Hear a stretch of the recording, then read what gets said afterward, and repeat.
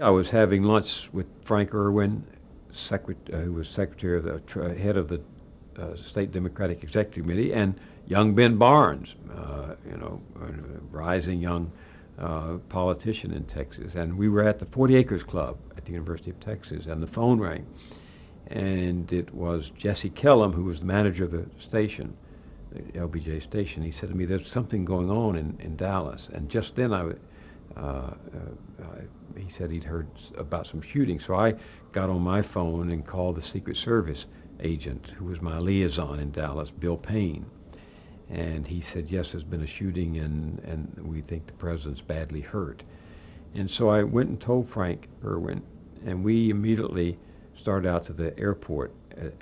And Ben Barnes called ahead of us and had a National Guard plane ready to take us to Dallas. And halfway over Dallas, halfway between Austin and Dallas, over Waco, Texas, CBS News broke in and said the president is dead. So we landed in Dallas. Frank got in one police car and started in one direction, and I got in another police car and started toward the hospital, which is where we thought the slain and new presidents were. And the dispatcher called and said the new president, LBJ, was back at Air Force One. In fact, he had been on Air Force One at Love Field when we landed just a few feet away.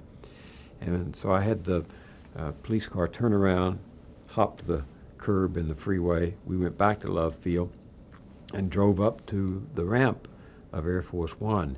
And I started up it, and a Secret Service agent who didn't know me stopped me. And so I scribbled a note and said, "Mr. President, I'm here if you need me."